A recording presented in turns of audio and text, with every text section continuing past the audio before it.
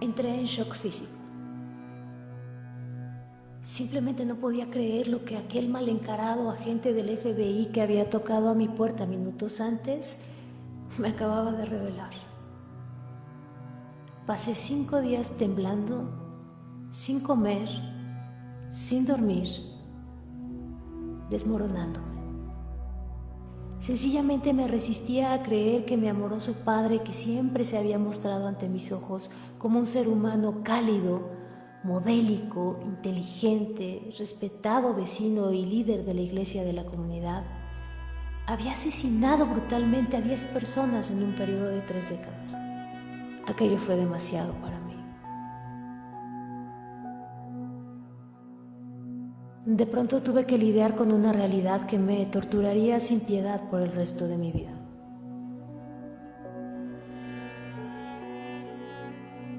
Mi padre era BTK.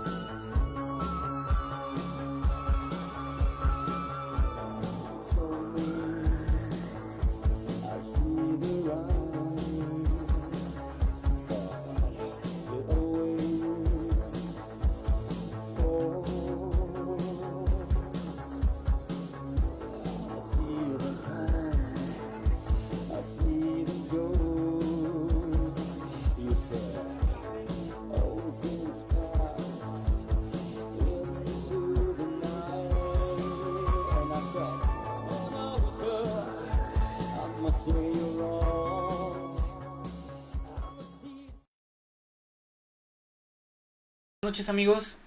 ¿Cómo podemos diferenciar a un asesino en serie? Bueno, la respuesta es que no hay ninguna forma de diferenciar a este tipo de personas. El caso de Dennis Rader, que vamos a tratar esta noche como parte del episodio 17, fin de la temporada 2 de La Noche Paranormal, es uno de estos casos en donde esta persona luce totalmente normal, es inclusive un miembro distinguido de la sociedad, no tiene ningún problema, digamos que está camuflada perfectamente con el entorno. Es uno de estos casos de los mayores depravados sexuales que han existido, uno de los mayores asesinos en serie, obviamente, de los Estados Unidos, y no solo de los Estados Unidos, sino también de la historia, equiparable quizás con figuras como lo son o como lo fueron el asesino del Zodíaco, Jack el Destripador, o como él mismo se comparaba con el mismo hijo de Sam, David Berkowitz.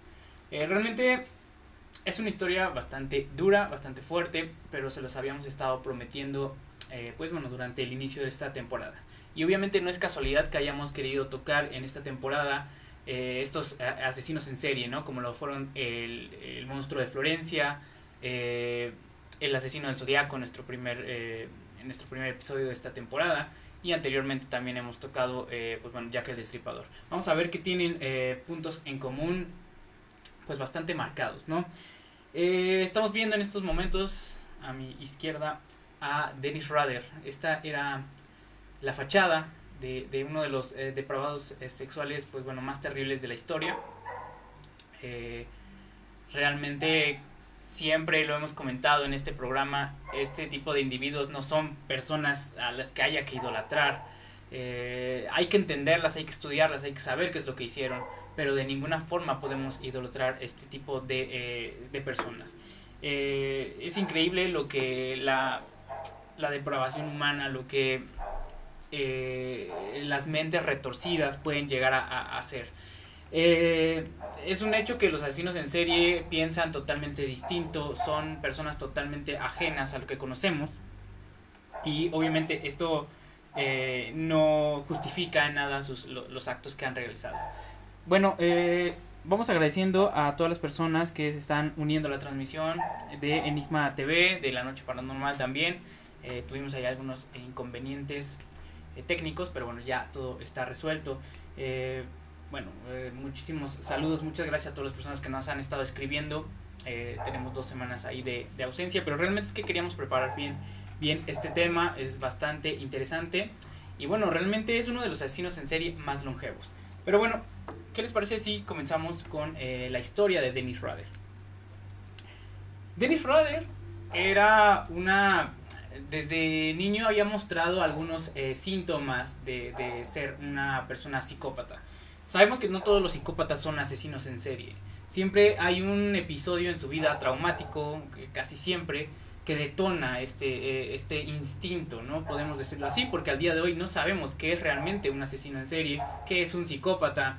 Se ha estudiado muchísimo, ¿no? Se ha indagado mucho en la mente de estos criminales, sobre todo a partir de los años 70s, 80s, cuando realmente se empieza a dar un enfoque profesional, psicológico y psiquiátrico a todos estos, pues en principio lo que se creía estos locos, ¿no? Inadaptados, que después, bueno, ya en series como lo son Mindhunter, que precisamente donde se estuvo tratando este tema, bueno, algunas pinceladas porque realmente nunca se terminó de tocar el tema de BTK, pero realmente ahí pudimos darnos cuenta cómo se van analizando, cómo se va cambiando el enfoque para el estudio de estas personas, de estos asesinos en serie. Bueno, Dennis Rader había tenido hasta cierto punto una infancia normal, común y corriente, vivía en el seno de una familia pues bastante normal. Él se crió en Alabama, él nació en Alabama y posteriormente se muda a Wichita. Tiene una infancia pues relativamente normal hasta cierto punto. Él nació en Pittsburgh, en Kansas, y se muda posteriormente a Wichita. Hay unos episodios en su infancia que es algo que va a llamar mucho la atención, que empiezan a esbozar en lo que podría convertirse Dennis Rader. Como lo decíamos, no todos los psicópatas son asesinos en serie y llegan a transformarse. En este caso, y lo que explica BTK, él dice que en una ocasión estaba en la escuela, estaba en el salón de clases, y una de sus maestras, curiosamente, lo trató de ridiculizar en frente de la clase, lo cual obviamente causó en Dennis Rader muchísimo enojo. Así que hizo lo que ninguna persona normal, común y corriente haría, tomó unas cuerdas, fue a su casa, tomó unas cuerdas y se dirigió a la casa de su maestra. Él, trepa a uno de los árboles y ve hacia la ventana del dormitorio de la maestra. Obviamente no sabemos con qué intención había tomado esas cuerdas, ¿no? Probablemente en su mente infantil estaba planeando un asesinato, lo cual es bastante duro, pero realmente así es. Bueno, él se da cuenta que está espiando a la maestra y se da cuenta que la maestra empieza a cambiarse, ¿no? Empieza a desvestirse. Y Rader en ese momento empieza a tener un deseo sexual incontrolable.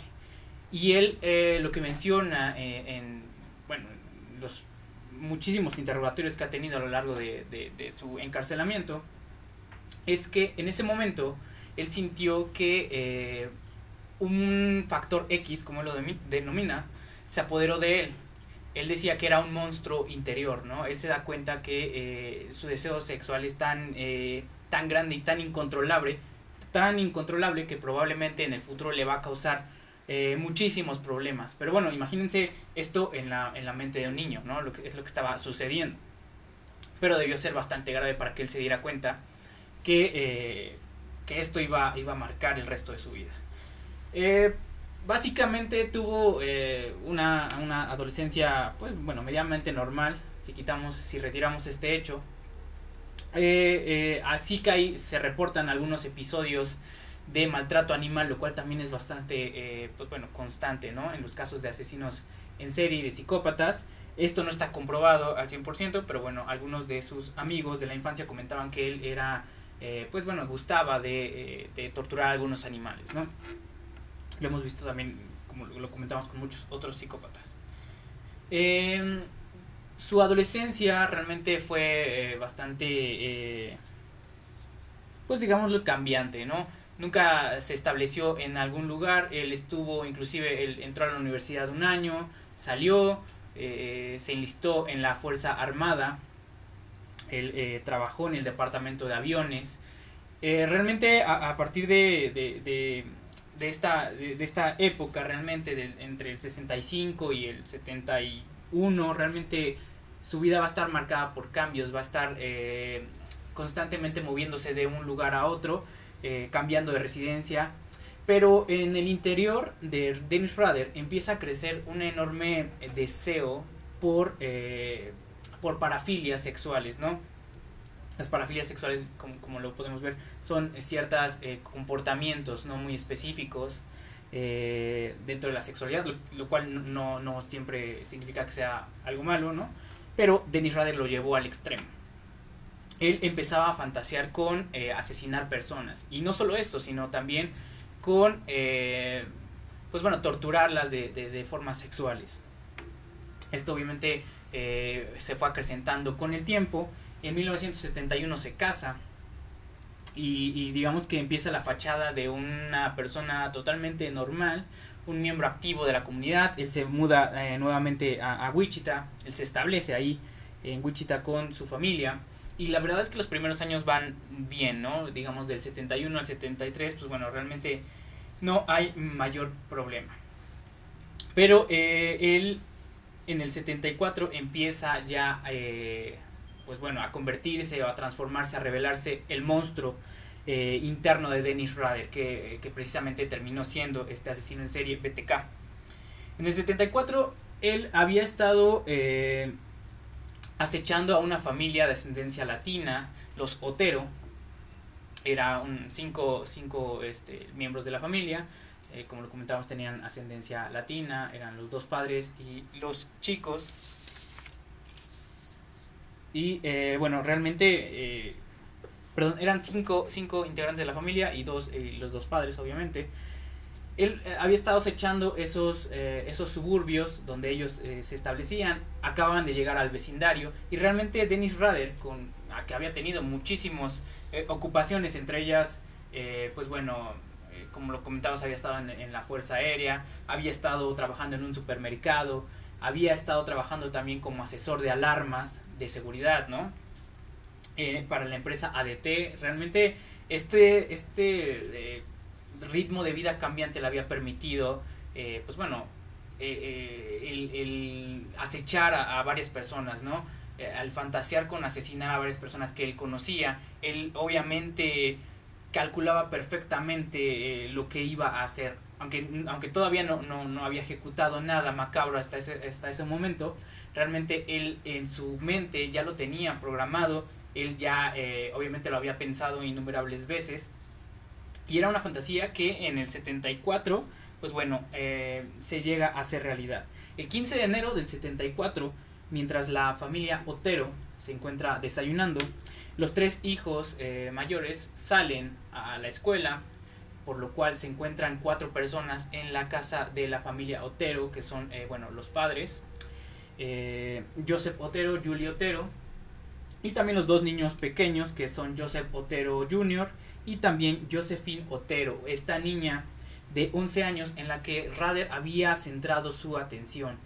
Como lo decíamos, él sufría de un impulso sexual incontrolable. Realmente él había estado fantaseando acerca de lo que iba a hacer cuando pudiera, pues bueno, estar frente a frente de Julie y de la niña, de Josephine Otero, que es fuerte, pero realmente así es. Él había centrado sus fantasías en materializarlas con estas 2 personas de la familia. Pero él tiene el inconveniente de que cuando entra esa mañana de enero, ese 15 de enero del 74, pues bueno, se encuentra con la sorpresa de que no solo están estas 2 personas, sino también se encuentra el líder de la familia y también el niño más pequeño, ¿no? El niño, el junior, Joseph Otero. Bueno, él se ingresa a la casa, corta la línea telefónica Y obviamente imagínense el tremendo shock que causa pues, el tener una persona, un desquiciado en tu casa, ¿no? Cuando estás desayunando. Obviamente la familia Otero, pues bueno, se exalta. El padre inmediatamente trata de hacer algo, de saber qué es lo que está pasando. Pero bueno, BTK, bueno, en este caso Dennis Rader, todavía no se transforma en BTK.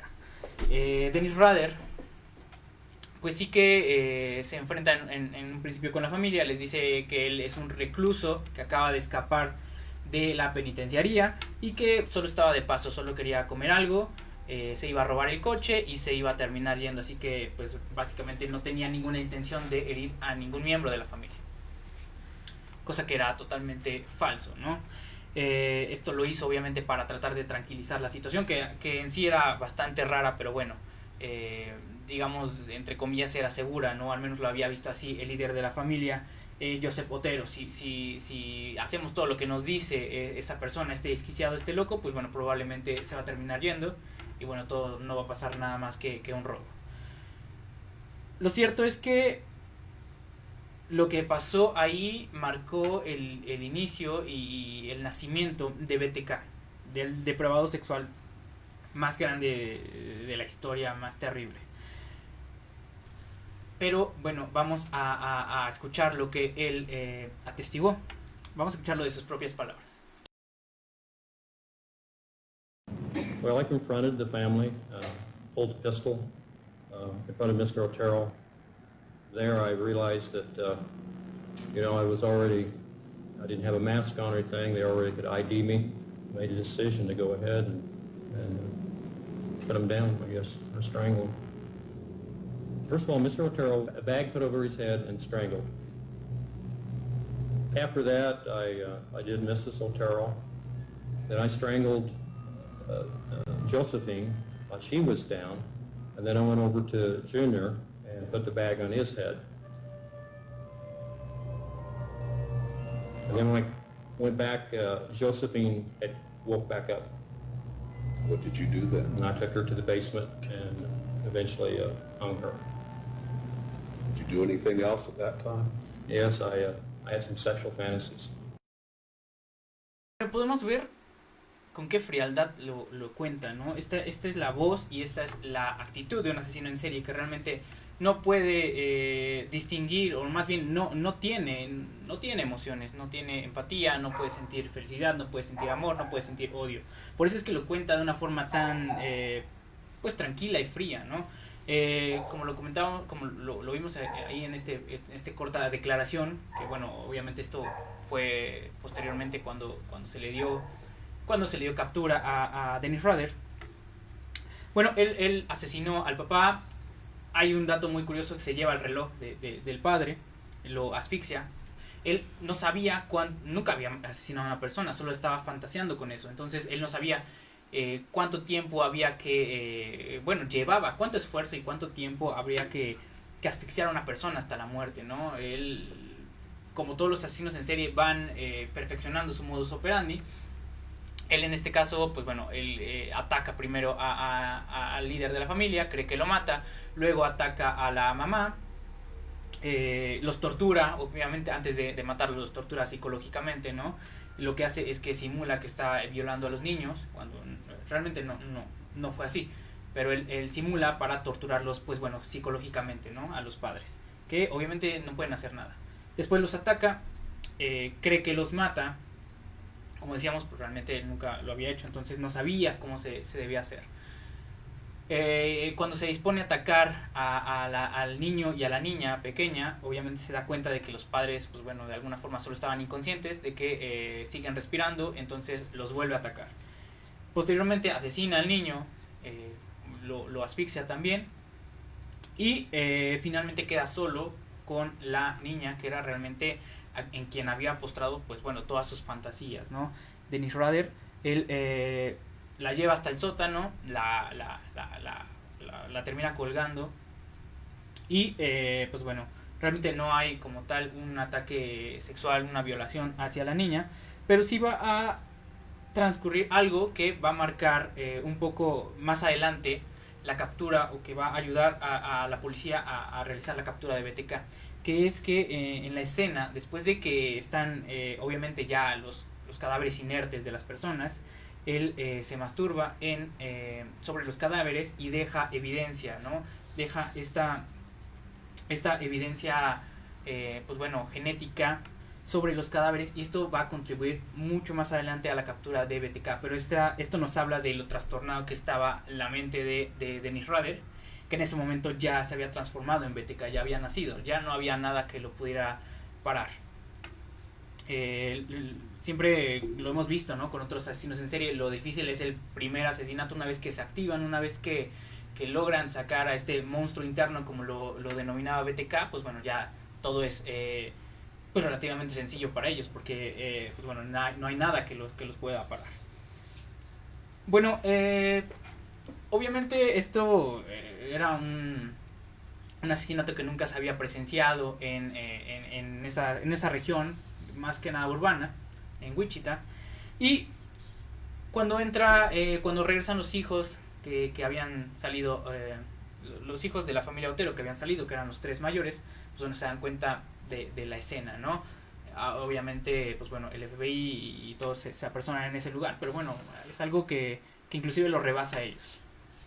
Pero este sería el primer ataque de Dennis Rader, pero no sería el único en ese año.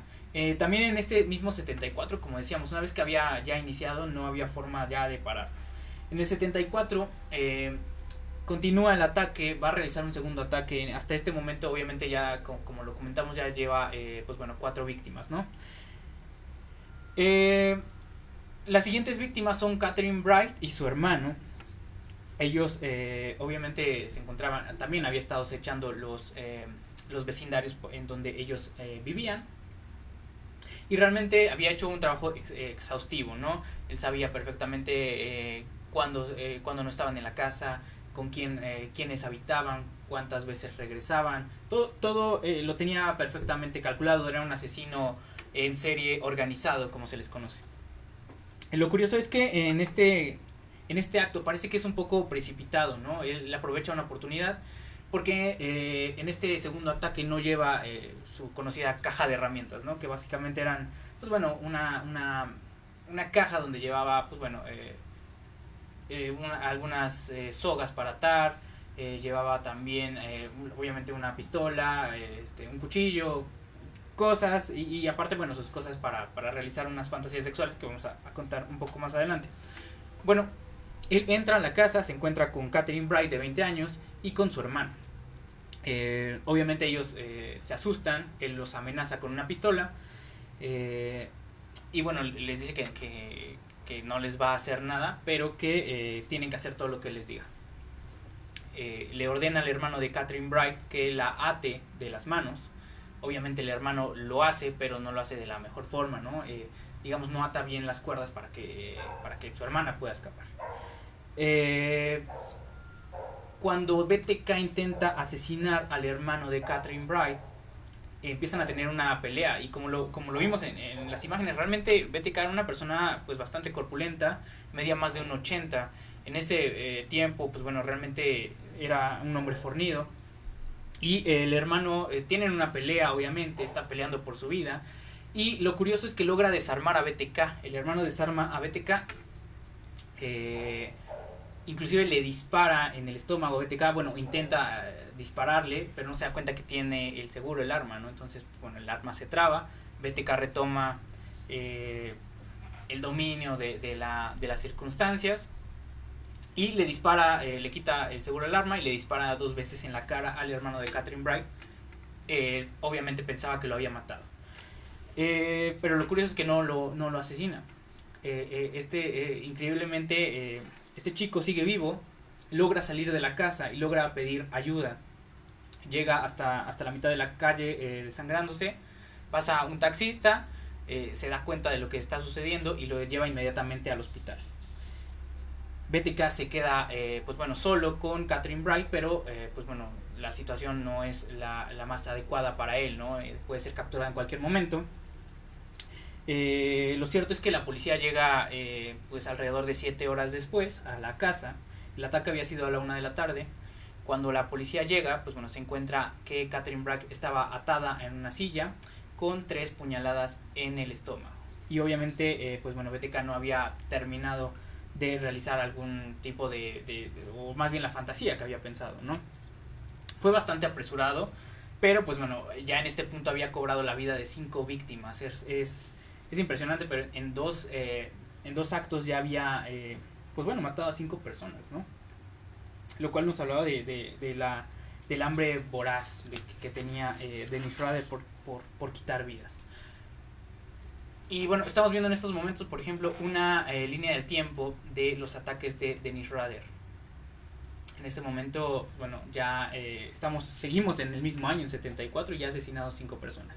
Y aquí pasa algo curioso, que obviamente define a los asesinos en serie. Sabemos que un asesino en serie es una persona que asesina a 5 víctimas, a 3 o más víctimas, pero dejando periodos de tiempo inactivo, ¿no? Y esto va a pasar con BTK. Realmente él deja de aparecer, obviamente, pues bueno, no solo en los periódicos, sino también de tener la atención al público. Probablemente no sabemos si haya saciado su sed de sangre, ¿no? Lo que sí es que 3 años continúa, BTK no se sabe nada de él, no aparece, no hay más asesinatos, por lo cual pues bueno, la situación, digamos, se relaja de alguna forma, ¿no? En los medios, en todos lados. Hasta en marzo de 1977 va a aparecer nuevamente, es decir, 3 años después, y va a atacar nuevamente BTK. Esta vez sí lo va a hacer, pues bueno, con todo el tiempo del mundo, y bueno, va a hacer un ataque, pues bueno, bastante concreto, ¿no? Ya como tal, estableciendo un modus operandi pues bueno, definitivo. La víctima sería Shirley Bayan, de 26 años. Esta chica vivía sola con sus 2 pequeños hijos. Y eran 2 niños y una niña.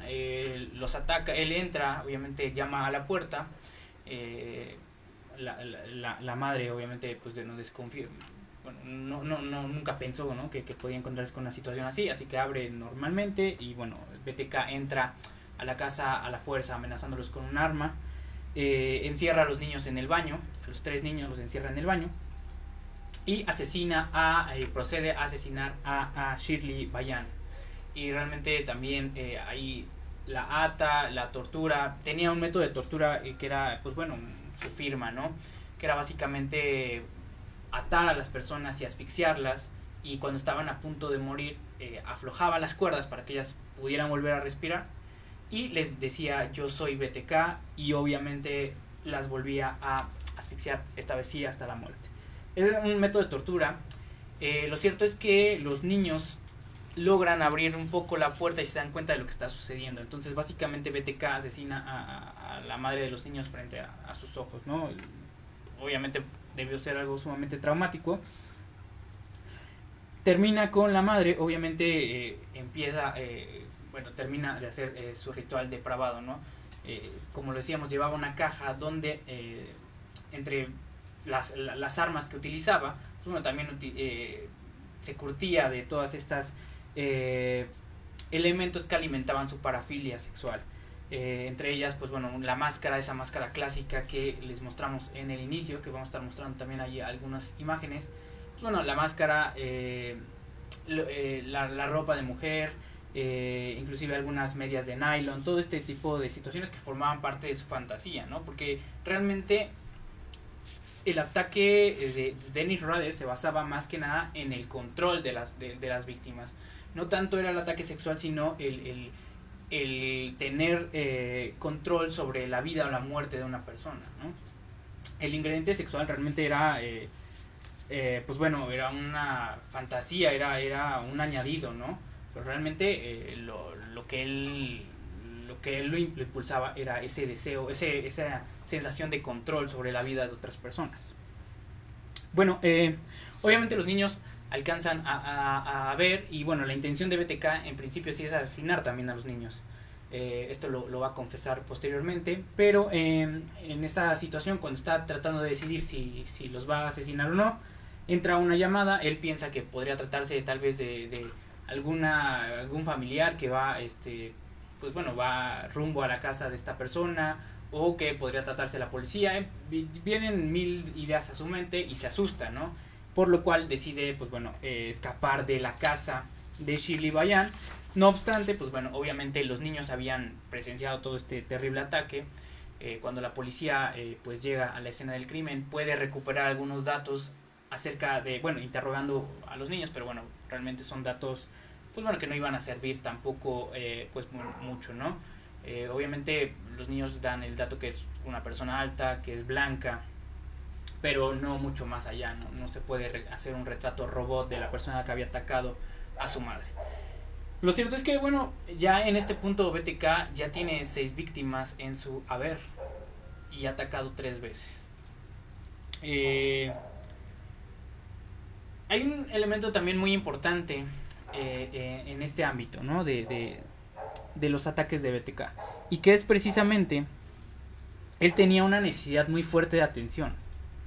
Él quería ser reconocido por lo que estaba haciendo, y esto lo podemos ver también con muchos asesinos en serie que hemos abordado en la primera y la segunda temporada de La Noche Paranormal. En el caso del Zodíaco, por ejemplo, las cartas que enviaba, ¿no? reclamando el acto que había hecho, ¿no? Los créditos por los asesinatos que había hecho, y porque de alguna forma contribuía a burlarse de la policía y de engrandecer una leyenda, de crear un símbolo macabro, si así lo quieren ver. Esto pasa también con BTK. BTK empieza a mandar algunas cartas a los medios locales, a la televisión de Wichita. Una de ellas es precisamente muy conocida, muy estudiada. Él describe los actos que ha hecho con la familia Otero. Va a una biblioteca, obviamente guarda una carta en un sobre, va a una biblioteca pública y lo guarda dentro de un libro. Él habla hace una llamada anónima hacia una cadena de televisión y les dice que en este libro, en esta biblioteca, pueden encontrar, pues bueno, más datos, más las pruebas certeras de que él era el autor de los crímenes, porque obviamente estaba revelando detalles que nadie más podía conocer. Y no solo eso, sino también se autonombra como BTK. Él dice que la forma en que lo van a reconocer siempre va a ser por su método o su modus operandi, que va a ser bind, torture, kill, es decir, atar, torturar y matar. Todos los asesinatos que iban a tener esta firma especial, digamos, lo personal, pues bueno, obviamente iban a ser atribuidos a él. Y hay otro dato muy curioso, ¿no? Que él en esta carta escribe algo más o menos así, dice: me cuesta controlarme, cuando este monstruo entra en mi cerebro no sé qué hacer, quizá ustedes puedan pararle, yo no puedo, él ya escogió a su próxima víctima. Y es de la forma en que se despedía en esta carta, obviamente haciendo referencia a lo que comentábamos, ¿no? Él, de alguna forma, BTK era una especie de alter ego que había tomado el control total de Dennis Rader, ¿no? Que esto es discutible, no sabemos hasta qué punto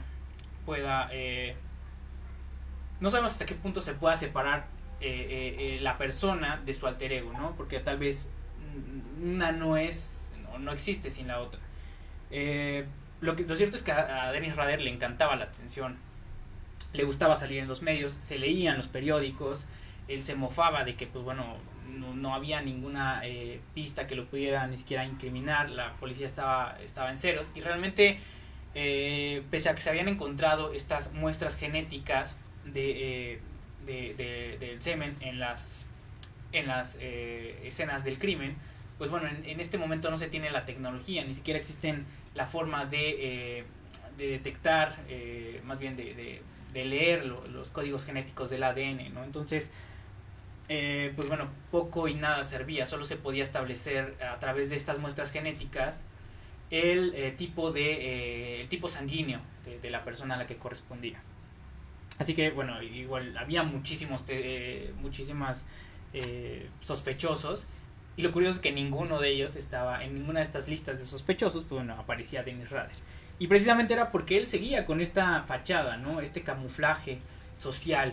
Él era un vecino, pues bueno, hacendoso, un padre normal hasta cierto punto, cariñoso, realmente tenía una vida, pues bueno, bien establecida junto a su familia, no tenía ningún problema en este aspecto, y él sabía que su fachada era algo importante para que él pudiera seguir matando. Entonces cuidaba mucho este aspecto. Se convirtió en líder de la comunidad religiosa de una iglesia luterana en Wichita. Fue escalando poco a poco, hasta la cima de esta estructura, y se convirtió, pues bueno, en el presidente, en el líder de esta comunidad religiosa, lo cual, pues bueno, nos habla, ¿no?, acerca de la capacidad que tenía Dennis Rader para involucrarse en los estamentos sociales, realmente ocultarse entre la sociedad, y era muy difícil, pues bueno, llegar a imaginar que él podría ser uno de los autores, o más bien el autor de estos crímenes, ¿no? En principio se creía que inclusive podrían haber sido varias personas. Bueno, ese mismo 77, Dennis Rader, después del ataque que había realizado con esta chica, con Shirley Bayan, vuelve a atacar. Esta vez va a ser, como lo decíamos, el 8 de diciembre, o sea, a finales del 77. En esta ocasión, él entra, obviamente, el mismo modus operandi. Él había estado acechando a esta persona, a Nancy Fox. Y bueno, realmente él en este caso ya tiene todo el tiempo del mundo para realizar el acto. Él entra a través de una ventana, lo mismo, corta el cable telefónico, se encuentra con esta persona y bueno, procede a asesinarla, ¿no? La ata, obviamente lleva a cabo los métodos de tortura que ya hemos descrito, y bueno, obviamente pues bueno, procede a realizar nuevamente sus fantasías sexuales, ¿no? Este tipo de parafilia que para él era muy importante, y era tan importante que en su caja de herramientas había un instrumento que no podía faltar, que era la cámara Polaroid, estas cámaras que sacan que sacaban anteriormente fotos instantáneas, ¿no? Que para la época eran bastante costosas y no eran de tan fácil operación, ¿no? Entonces él crea todo un sistema para poder activarlas remotamente cuando está realizando estas fantasías sexuales con los cadáveres de sus víctimas. Para él es muy importante guardar un recuerdo de eso. Entonces empieza a tomar fotos y las guarda, ¿no? Es como su trofeo. Junto a esto empieza a robar, como lo habíamos comentado en un principio, de cada una de las escenas del crimen empieza a tomar ciertas joyas, utensilios personales de la gente, inclusive los permisos de manejar y todo esto, como trofeo. En este caso, obviamente, pues bueno, él entra, asesina, tiene todo el tiempo del mundo para realizar todo lo que hizo, y él mismo reporta desde un teléfono público que ha hecho esta acción, ¿no? Que él acaba que en determinado hogar van a encontrar a esta persona muerta, y él da detalles de cómo lo hizo. Cuelga el teléfono, y obviamente la policía, cuando acude, se da cuenta que no pudo haber sido ninguna otra persona más que el autor del crimen, quien había reportado la muerte de Nancy Fox, de 25 años. Y bueno, para este momento realmente es que las víctimas de Rader ya son 7 personas. 7 personas. Realmente es, ahí estamos viendo la línea del tiempo de los crímenes de Dennis Rader. Y bueno, obviamente él en ningún momento estuvo en riesgo, ¿no? Él sabía muy bien lo que hacía, había perfeccionado con el tiempo su método, su modus operandi. Él era, como lo comentamos, un asesino organizado, pero sí que le gustaba, pues obviamente, la atención que recibía. Entonces, cuando él sentía que esta atención de pronto iba menguando y la gente se empezaba a olvidar de BTK, pues bueno, él salía y actuaba. Y esto lo vamos a ver porque después de ese 77, lo curioso es que pues deja de actuar. Entra en un periodo de inactividad de varios años. y de 8 años en concreto, y vuelve a atacar hasta 1985. No se sabe exactamente cuál es, cómo es que pueden realizar esto, ¿no? Varios asesinos en serie entrarán en periodos de inactividad tan largo, ¿no? Lo vimos, por ejemplo, en el caso de, pues, del Zodíaco, ¿no? Que mató y nunca, bueno, después del 73, pues bueno, nunca se volvió a saber de él, ¿no? En el caso del monstruo de Florencia también lo vimos, ¿no? Que después de los ataques, bueno, jamás se volvió a saber de él. Y en el caso de Jack el Destripador, pues bueno, fue igual, ¿no? Después de realizar los asesinatos canónicos, los 5 canónicos, pues bueno, realmente desaparece del mapa. Entonces, se ha llegado a especular que inclusive podría tratarse de un gen que pueden de alguna forma activar o desactivar. Se ha hablado mucho acerca del gen de genes evolutivos, ¿no?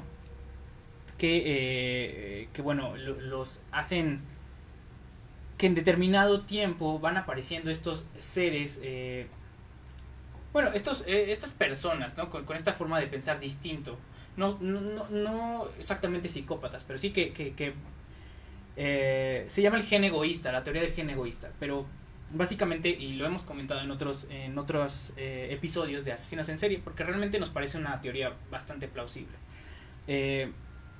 A lo largo de la humanidad, obviamente sabemos que venimos desde una cultura, pues bueno, guerrera, ¿no? Sangrienta. Entonces, la evolución solicitaba o pedía que en determinado tiempo aparecieran líderes que pudieran, pues bueno, guiar a sus pueblos a las batallas, ¿no? Y que mostraran ciertas características, que no tuvieran miedo, que tuvieran esta sed de sangre, que les encantara la violencia. Y bueno, se piensa que este gen egoísta, obviamente, pues bueno, siguió evolucionando y siguió estando presente a lo largo de la historia de la humanidad. Y en tiempos de paz, pues bueno, ¿qué es lo que pasa con estos genes? Que bueno, obviamente no tienen dónde desarrollarse, no hay guerras, no hay donde, pues bueno, se puedan, estas personas que nacen con este gen, pues puedan desarrollar sus violentos talentos, digámoslo así, o que puedan ejercer esta forma de pensar tan diferente, esta configuración tan ajena a la de las personas comunes y corrientes. Y bueno, esto genera o esto deriva a que estas personas con sed de sangre, estas personas que no tienen empatía, que tienden a la violencia, pues bueno, encuentren alguna forma de pues bueno, de manifestarse, ¿no? En este caso vendrían a representar los asesinos en serie. Pero bueno, esta es una de miles teorías. A nosotros nos parece que podría ser por ahí el asunto, ¿no? Podría ser una cuestión evolutiva, genética, pero realmente a día de hoy se sigue discutiendo mucho. Bueno, Dennis Rader vuelve a atacar en el 85, el 27 de abril.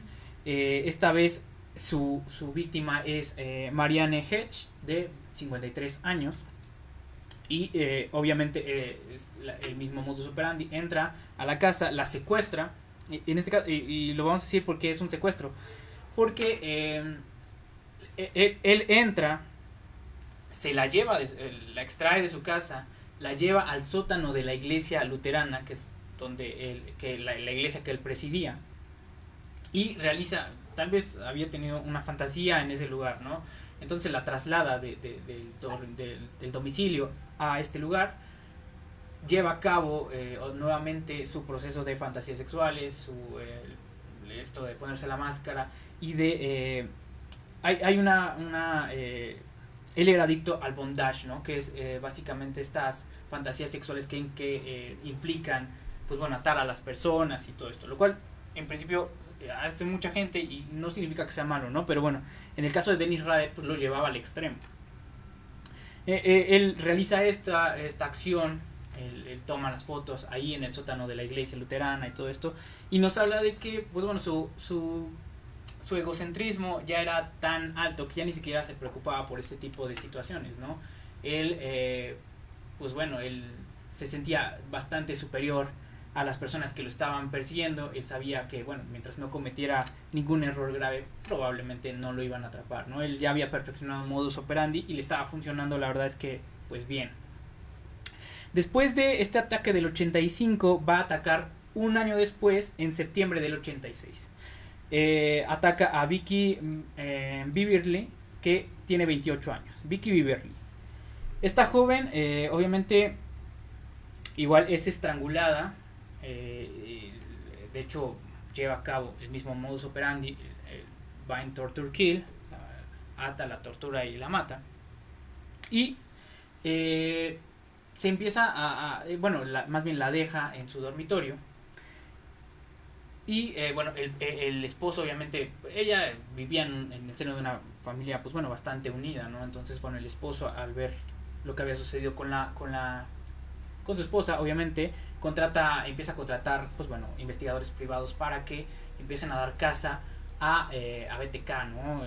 ¿Quién era? Empiezan a indagar bastante sobre los modus operandi, sobre los posibles sospechosos. Realmente se empieza a reactivar el caso a través de estos investigadores privados que había contratado el esposo de Vicky. Pero bueno, obviamente pues bueno, el daño ya estaba hecho. Y finalmente en el 91 va a realizar el último ataque. Se trata de Dolores Davis, una mujer de 62 años. La secuestra, la estrangula y esta vez ya va demasiado lejos. Él inclusive se lleva el cuerpo de esta mujer y la abandona abajo de un puente y deja varias pistas acerca de su modus operandi. Y no solo de esto, sino también deja algunas pistas de sus parafilias, de estas rituales sexuales que realizaba con los cadáveres de las víctimas. Inclusive alcanza a dejar la máscara, esta máscara que hemos estado mostrando, ¿no? Que es pues bastante representativa de este asesino en serie. Bueno, para este punto ya estamos en el 91 y ha tomado la vida de 10 personas. Estas son las 10 personas que va a asesinar BTK. Y bueno, realmente ya era un asesino prolífero, ¿no? Realmente era, como lo comentábamos, imparable, y él se sabía y él tenía conocimiento y conciencia de esta condición. Él estaba consciente de que no había nadie que pudiese detener al monstruo que tomaba posesión de él, ¿no? Inclusive hay algo muy curioso que no se comenta en muchos de los documentales, ¿no? Que podemos encontrar ahí en la red. Sí que aparecen algunos libros que Dennis Rader llega a declarar que él habla con algunos sacerdotes católicos y algunos sacerdotes luteranos, protestantes inclusive, y él se cree que está poseído por una entidad demoníaca porque no hay otra forma de que pueda explicar lo que pasa, ¿no? Que él tenga estas dos personalidades tan opuestas. El padre, el ser humano cariñoso, hacendoso, líder de la comunidad religiosa, y el ser humano y el monstruo que era BTK, ¿no? Que podía llevar a cabo estas parafilias sexuales y estos ataques y estos asesinatos. Y es algo muy curioso, ¿no? Porque inclusive está asentado en las declaraciones que se hacen después de la captura de BTK. Y que bueno, es un dato curioso, ¿no? Cómo reniega un poco de la condición humana.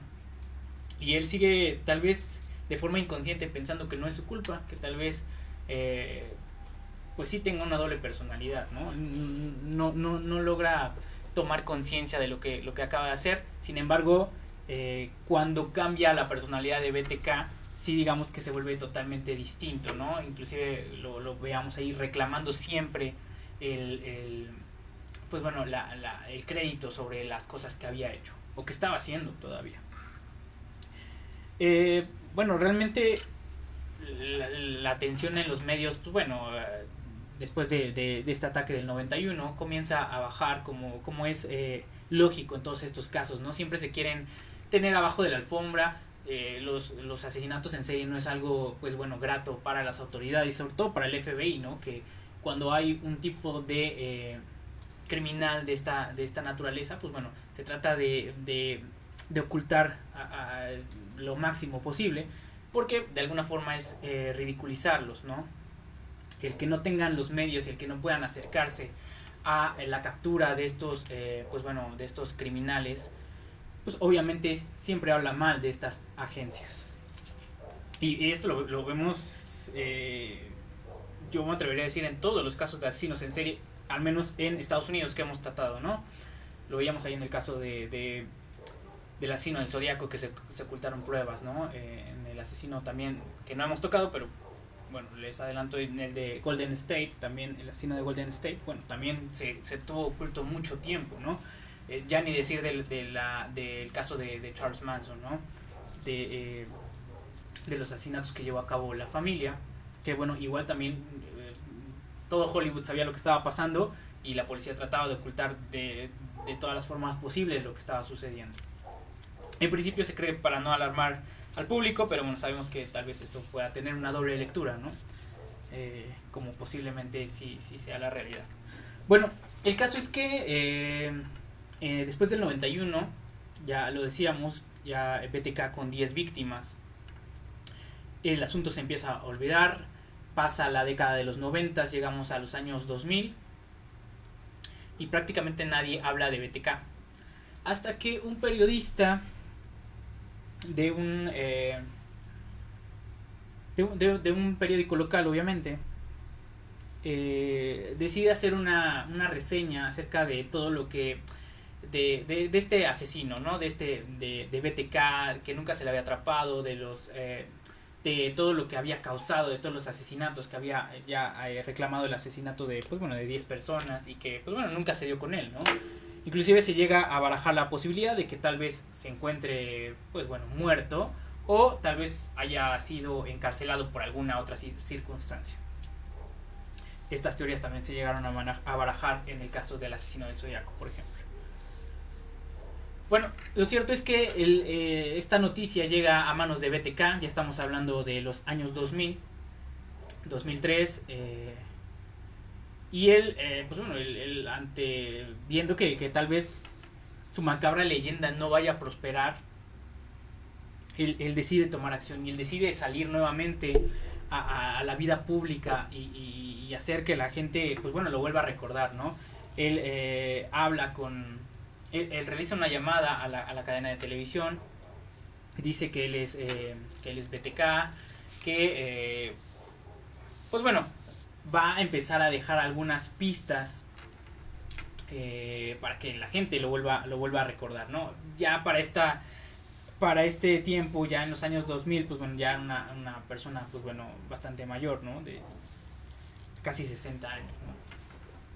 Entonces, pues bueno, obviamente ya no tenía la fortaleza física que se necesitaba para realizar todas las situaciones que había hecho. Y aparte, bueno, si lo vemos de manera fría, se había salido con la suya, ¿no? Había asesinado a 10 personas y pues bueno, nadie ni siquiera sospechaba que se pudiera tratar de Dennis Rader. Pero el ansia de reclamar estos créditos, esta ansia de atención, esta necesidad de atención, lo hace pues aparecer nuevamente. Lo hace replantearse muchas situaciones, aparece nuevamente, como decimos, en la vida pública de Wichita, y empieza a dejar cajas de cereales por algunos lugares de Wichita, ¿no? En las cajas de cereales, pues bueno, vienen fotos fotocopias, que él manejaba mucho las fotocopias.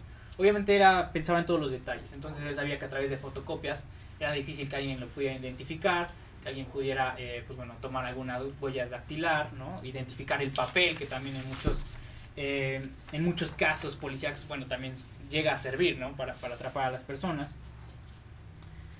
Entonces él pues bueno, a través de fotocopias empieza a dejar pistas fotos acerca de los asesinatos que había realizado, no solo de la familia Otero, sino de Catherine Bright y de todas las personas a las que había matado, todos las escenas del crimen que había llevado a cabo.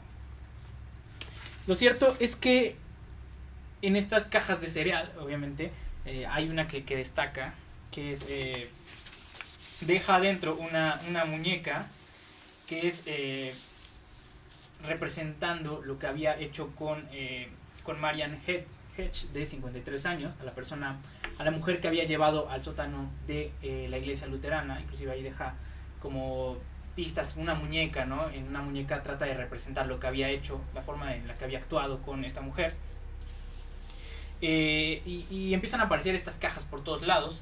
y comete un descuido. No se sabe si es realmente un descuido o si BTK realmente quería ser atrapado. Probablemente sea lo segundo. Él sabe que ya se está volviendo mayor y que si en algún determinado momento llega a morir, pues bueno, no va a poder, nadie va a saber quién era BTK. Va a quedar como el símbolo, pero no va, nunca va a poder reclamar, ¿no? De alguna forma, pues todo el legado macabro que había realizado, todo el legado de asesinatos y de violencia. Y esto lo empieza a torturar, ¿no? Una persona narcisista y necesitado de atención, obviamente quería tener ese reconocimiento, porque aparte sabía que lo había hecho de forma tan pulcra que ni siquiera se habían acercado, ¿no? a él, que era imposible que al menos en esa época, con los medios que tenía la policía y el FBI, no había forma de que lo atraparan, ¿no? Así que él comete un error. En una ocasión deja un paquete en la parte trasera del coche de un encargado de un supermercado y no se da cuenta, no sabemos si no se da cuenta, pero bueno, las cámaras de vigilancia llegan a tomar pues bueno, evidencia de este acto. Se identifica que es una persona alta, que tiene una Jeep Grand Cherokee negra y que, bueno, obviamente la resolución en esos momentos no ayudaba mucho, no se pueden identificar rasgos faciales, pero bueno, ya era algo, ¿no? Con lo que podía trabajar la policía. Y entonces BTK empieza un juego con el FBI de El Gato y el Ratón. Se empieza a poner en contacto con el FBI, él les empieza a mandar estos paquetes que, como lo comentábamos, empieza a darles la ubicación y el FBI realmente empieza a seguir el juego de BTK, ¿no? En una de estas ocasiones BTK les pregunta, obviamente ya ha cambiado el tiempo, ya no son los años 80 ni los 70 donde empezó a matar, ya son ni los 90 donde terminó de matar, ya estamos en los años 2000, la tecnología avanza y BTK parece que en determinado momento se cansa de escribir cartas, que las escribía a máquina obviamente, y le pregunta al FBI que si les manda un documento de texto a través de un disquete, si de esta forma lo pudieran atrapar o lo pudieran identificar. Esta es una pregunta, pues bueno, obviamente que al FBI les extraña, ¿no? Y obviamente ellos le responden a través de los comunicados del periódico, de los clasificados, que no lo pueden atrapar, que no hay forma, que si él les manda un archivo de texto a través de un disquete, pues bueno, no hay forma de saber ni la ubicación, ni quién es, ni identificar nada, que es una forma totalmente segura de seguirse comunicando. Y en el último paquete que envía Dennis Rader, pues bueno, él envía un disquete de 3,5, ya no se usan, ¿no? Para las nuevas generaciones, bueno, discos que de muy poca capacidad que se usaban anteriormente, con un documento de Word, y podría ser que aquí sí realmente cometiera un error, porque cuando elabora el documento de Word, él no crea el documento de un inicio, sino que toma un documento ya creado, lo elabora, escribe lo que tenía que escribir, sus mensajes, y lo vuelve a guardar, lo vuelve a renombrar. Entonces esto deja una huella, se les conoce como metadatos, ¿no? Se les dejan una especie de huella digital sobre el archivo de origen. Y el archivo de origen se llamaba Iglesia Luterana. Entonces, la Iglesia Luterana de la comunidad. Entonces, bueno, obviamente la policía ya tiene el primer dato certero, ¿no? Tiene una ubicación. Y no se da cuenta que en el archivo de Word, obviamente esto probablemente no lo conocía, pero en el archivo de Word se guarda también el autor de todos los documentos, ¿no? El autor de la sesión. Y la sesión obviamente la había iniciado con el nombre de Dennis. Por lo cual ahora la policía no solo tiene una ubicación donde probablemente puedan buscar al asesino, sino también ahora tiene un nombre, Dennis. Esto obviamente no implicaba que él fuera el asesino BTK, ¿no? Porque probablemente pudiese ser alguien que estuviese reclamando este legado, ¿no? Este macabro, este legado negro, que bueno, difícilmente se le iba a poder asociar con todos los asesinatos, y sobre todo después del tiempo que había pasado y de las pocas o nulas pruebas que se tenían. Bueno, lo cierto es que la policía logra pues bueno, encontrar el domicilio, bueno, acude a esta iglesia, los investigadores se dan cuenta de que hay un Dennis y que el Dennis que está en esa iglesia, pues bueno, es el líder de esta iglesia luterana y consigue obviamente la dirección. Lo primero que hacen es mandar a 4 agentes a la casa de Dennis Rader, pues para ver quién era esta persona, ¿no? Y lo primero que se encuentran es con la Gran Cherokee estacionada fuera de la casa, lo cual obviamente era otro indicio de que podría tratarse de BTK, pero no aseguraba nada. Ellos empiezan a indagar acerca de la vida de BTK, empiezan a extraer todos, pues bueno, todos los rastros que había dejado, ¿no? A lo largo del tiempo. Me refiero a pues, dónde había trabajado, sus datos, dónde había sido hospitalizado, si tenía alguna lesión. Sabemos que en Estados Unidos se guardan todos estos datos, pues bueno, muy celosamente, pero que, bueno, estas bases de datos son accesibles para el FBI cuando ellos lo solicitan. Entonces empiezan a encontrar un historial, lo empiezan a armar y se dan cuenta que, bueno, las fechas en donde Dennis Rader está en Wichita coinciden con los asesinatos que se habían llevado a cabo, pero esto igualmente no llevaba a ningún lado porque no había forma de vincularlos. Por lo cual, en la última escena del crimen se lleva a cabo un hallazgo muy importante, ¿no? Es en la penúltima escena del crimen. Debajo de las uñas, recordemos que este crimen se lleva a cabo en el 86, entonces obviamente del 74 que empezó al 86, pues bueno, ya había bueno, un cambio, pues bueno, circunstancial en los métodos que se llevan a cabo de identificación de huellas dactilares y de ADN.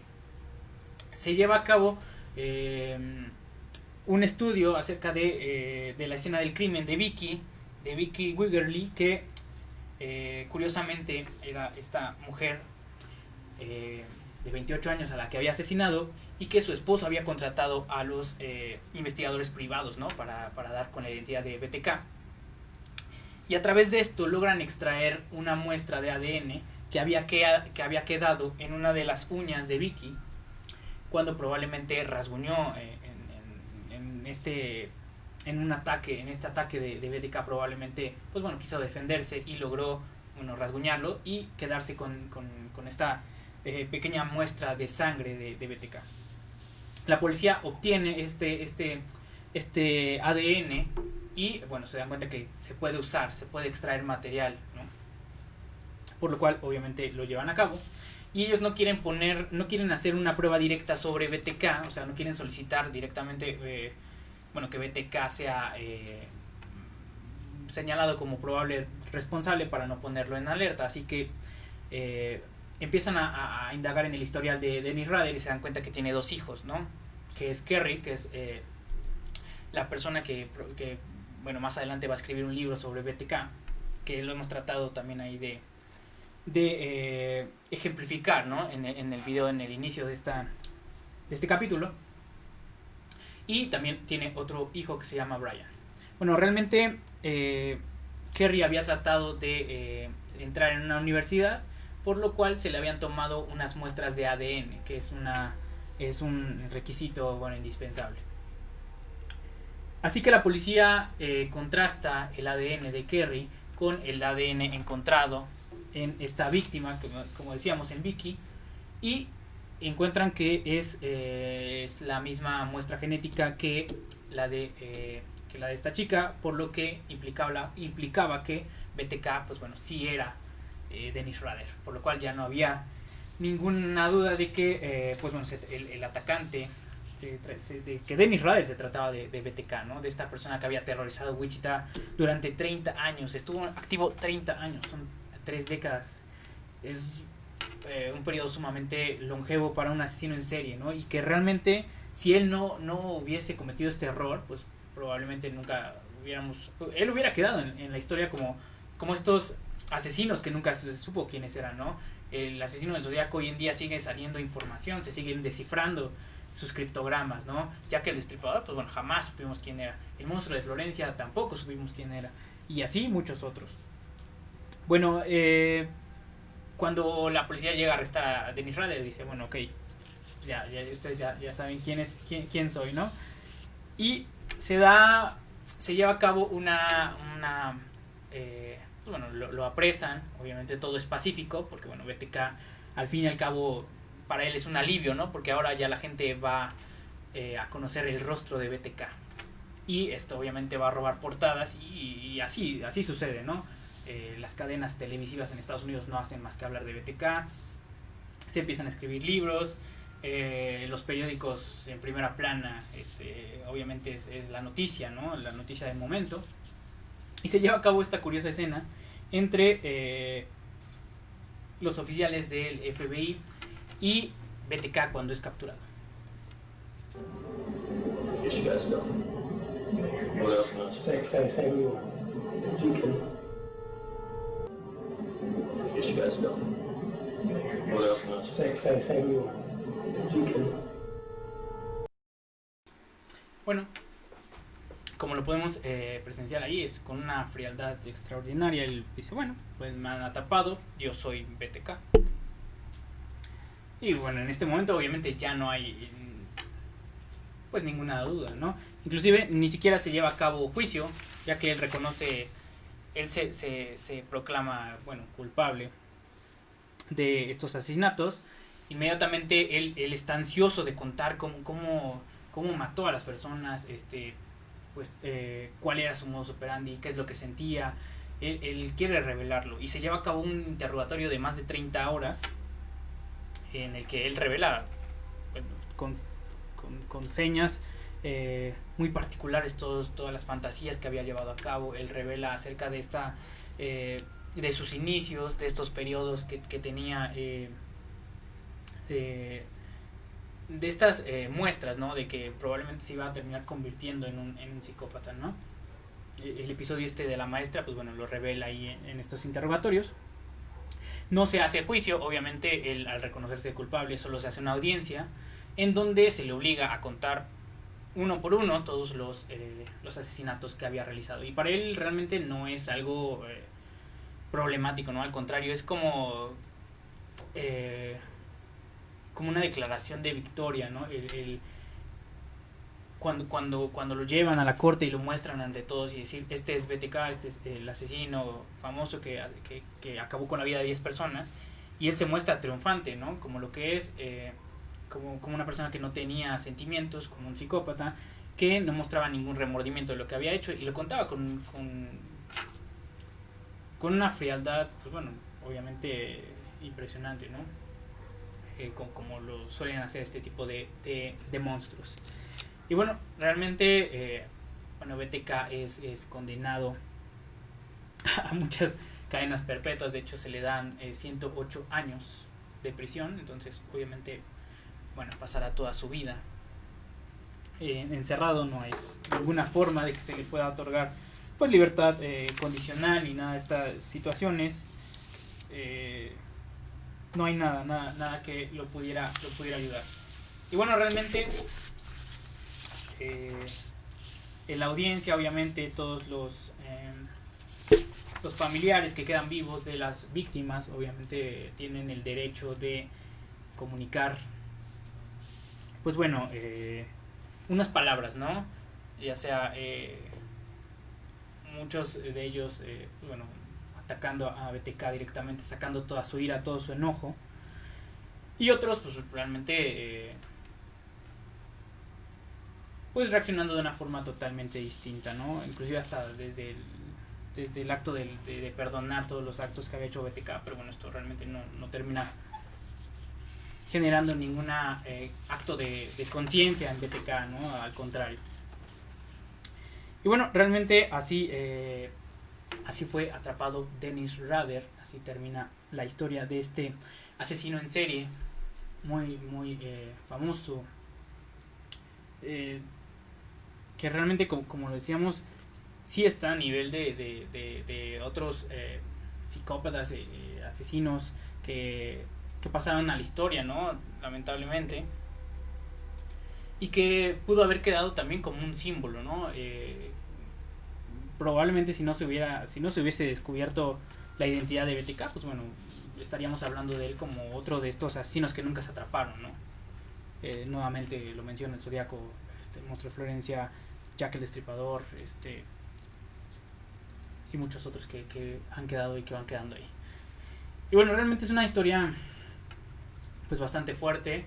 Hay muchas imágenes al respecto de estas fantasías que lleva a cabo, pero que obviamente pues debido a la naturaleza de las imágenes no podemos plasmar en este programa, pero no se necesita tampoco investigar mucho. En internet es muy fácil encontrarlas. Pero bueno, lo importante no es eso, ¿no? Como lo comentamos, no tratamos de que estos temas sean abordados desde el morbo, ¿no? De ver estas fotos que sí son muy gráficas y que sí existen y que están los cadáveres y todo esto. Pero no se trata de esto, sino de conocer, de ver lo que es capaz una persona en principio normal y de saber al fin y al cabo cuál es la apariencia de un asesino en serie. Un asesino en serie puede ser cualquier persona. Puede ser tu vecino, puede ser tu amigo, puede ser un familiar tuyo, puede ser un extraño por la calle. Realmente no hay ninguna diferencia física, ¿no? Característica entre ellos y entre una persona normal. Ya si hablamos en el ámbito meramente psicológico, pues obviamente son personas configuradas de forma totalmente distinta, desde un aspecto que todavía se sigue analizando, ¿no? Pero que, bueno, básicamente son puro instinto, ¿no? Un instinto de violencia, de supervivencia y de superioridad, ¿no? Siempre tratando de demostrar que son mejores que los demás. Y bueno, pues ahí está. Esta es una historia pues bastante fuerte, sobre todo por la muerte de niños y estas parafilias que llevaba a cabo BTK llevadas al extremo, ¿no? Pero bueno, así es. Realmente en estos momentos estamos viendo la foto de BTK, así es como luce un asesino en serie, como cualquier persona. No hay forma de identificarlos. Bueno, pues realmente es una historia interesante, ¿no?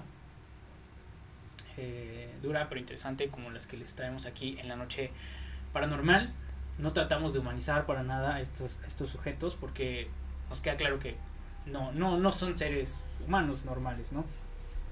Pero sí, como lo comentábamos hace unos momentos, es importante conocerlos y bueno, saber que existen y que están entre nosotros, y que todo lo que sabemos acerca de asesinos en serie es gracias a los que hemos atrapado, pero que seguramente hay muchísimos de ellos de los que nunca supimos. Algunos han pasado a la posteridad, ¿no? Han forjado ahí su nombre como símbolos. Otros nunca se van a encontrar, nunca vamos a ver quiénes son. Pero bueno, realmente lo triste es que hoy todos conocen a John Wayne Gacy, a David Berkowitz, a muchos otros asesinos en serie, a Richard Ramírez. Hoy todos conocemos los nombres de todos ellos, ¿no? De todos los que perpetraron estos asesinatos, pero pocos conocen el nombre de las víctimas, ¿no? De la familia de Charles Manson, de otros asesinos, de Richard Speck, ¿no? De Ed Kemper. Todos sabemos quiénes son ellos, ¿no? Todos sabemos quién es Pogo el payaso, todos sabemos quién son estos sujetos, todos sabemos quién es Ted Bundy, ¿no? Inclusive se hacen documentales cada año, salen documentales de Ted Bundy y los tenemos en Netflix y los tenemos en todos lados, ¿no? Y parece que al final eso fuera lo importante, cuando no es así, ¿no? Realmente hay que analizarlos, hay que estudiarlos, pero no de ninguna forma se puede idolatrar a este tipo de personas. Bueno, realmente así es como estamos finalizando la segunda temporada de La Noche Paranormal. Creo que ha sido la temporada de los asesinos en serie. Hemos contado muchísimo acerca de ellos. pero habrá oportunidad para hablar acerca de otros, de enfocarnos en otras situaciones, ¿no? Hemos abordado también exorcismos, hemos abordado curiosidades, ¿no? Igual también uno de los episodios que más se vio en la plataforma de YouTube, por ejemplo, fue el episodio de Alcatraz, ¿no? Que no tiene nada que ver con este tipo de situaciones, pero que también pertenecen al misterio, a los enigmas, y es realmente, pues bueno, lo que queremos traer en la noche paranormal. Pues fue un gusto, la verdad es que agradecemos a todas las personas que han hecho posible todo esto. Esta temporada fue un poco atropellada, sobre todo por las circunstancias que no son ajenas, ¿no? Que todos estamos expuestos todos estamos expuestos a lo que estaba sucediendo todavía, y que bueno, realmente ha sido difícil, pero que en conjunto ustedes con nosotros hemos, pues bueno, sacado a flote estos episodios. Estuvimos presentes en la conferencia de Enigma TV, ¿no? De Enigma Live, y realmente se hicieron, pues bueno, bastantes cosas a pesar de todo lo que está sucediendo, y pues, bueno, realmente todo es gracias a ustedes. La nominación a iVoox, a los premios iVoox de la audiencia también, obviamente ahí a nuestros amigos españoles que bueno, realmente representan el 80% de nuestra audiencia allá en iVoox, y también hemos llegado a lugares que no nos esperábamos, ¿no? Ya lo habíamos comentado, lugares, Francia, Eslovaquia, lugares así que nunca nos imaginamos. Y bueno, finalmente este programa está hecho desde un estudio pequeñito, lo hacemos 2 hermanos, las investigaciones, los videos, todo esto, los guiones, todo con mucho cariño, y sobre todo, pues bueno, es un gusto y un placer que hayan llegado tan lejos, y sobre todo que lo hacemos en una ciudad y en uno de los estados probablemente el más conservador de nuestro país, ¿no? Que es México. Entonces es un poco complicado, pero bueno, siempre lo hacemos con mucho cariño para todos ustedes. Ustedes saben que ninguno de nuestros canales está monetizado, ni en iVoox, ni en Spotify, ni en YouTube, ni en Facebook. Nosotros no, oye, donde te cobran hasta por mandarte saludos en YouTube, nosotros no lo hacemos. No les queremos meter la mano en el bolsillo, ¿no? Queremos meterles cariño, entrega, profesionalismo, y bueno, creo que es lo que hemos estado haciendo durante esta primera y segunda temporada.